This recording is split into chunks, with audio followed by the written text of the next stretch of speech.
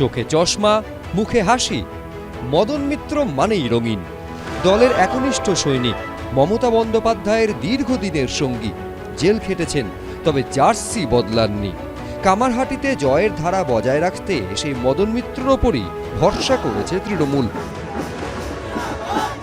কামারহাটি বিধানসভার তৃণমূল প্রার্থী মদন মিত্র, তার ফ্ল্যাটের বারান্দা থেকে দেখা যায় ভবতারিণী মায়ের মন্দির, আর সেখানে প্রণাম করেই তিনি প্রচারে বেরোন। এই যে প্রতিদিনের নিয়ম, নির্বাচনী প্রচারেও মাকে প্রণাম করে বেরোনো, এর কারণটা মাকেই বলি, মা একটু নজর রেখো, তোমার চোখে যেন আমি থাকি। তিনি এক অর্থে মমতা বন্দ্যোপাধ্যায়ের পাড়া ভবানীপুরের ছেলে। দক্ষিণ কলকাতার বাসিন্দা, এখন উত্তর 24 পরগনার কামারহাটিতে তৃণমূলের দুর্গ সামলাচ্ছেন।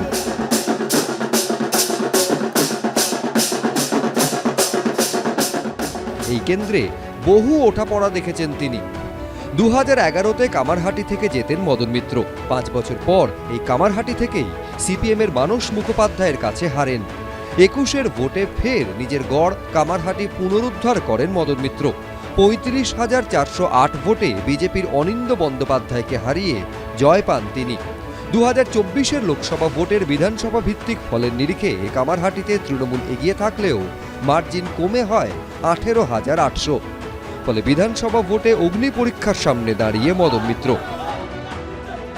যদি উন্নয়ন না করে থাকি সেটা জনতা বলবে। আপনারা সবাই মিলে চেষ্টা করুন, সবাই মিলে একটা ক্যান্ডিডেট করার, তারপর মদন মিত্রর সঙ্গে লড়ার কথা ভাবুন। কামারহাটিতে এবার মদন মিত্রর বিরুদ্ধে বিজেপির প্রার্থী অরূপ চৌধুরী। সিপিএম এই কেন্দ্রে প্রার্থী করেছে মানস মুখোপাধ্যায়কে। কংগ্রেসের প্রার্থী কল্লোল মুখোপাধ্যায়। 50,000 ভোটে জিতবো, 100% বিজয়। কারণ আমি সত্যের জন্যে, ধর্মের জন্য লড়ছি, আমি পাণ্ডব। হাতে আর দিন কয়েক, দিনরাত এক করে চলছে জোর কদমে প্রচার। আর মদন মিত্রর প্রচার মানেই রঙের ফুলঝুরি।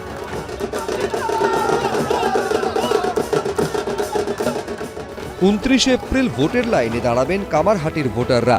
কামারহাটি কি রং বদলাবে, না এবারেও উড়বে সবুজ আবির? উত্তর মিলবে 4 মে। সমীরণ পাল, এবিপি আনন্দ। এবিপি আনন্দ, এগিয়ে থাকে, এগিয়ে রাখে।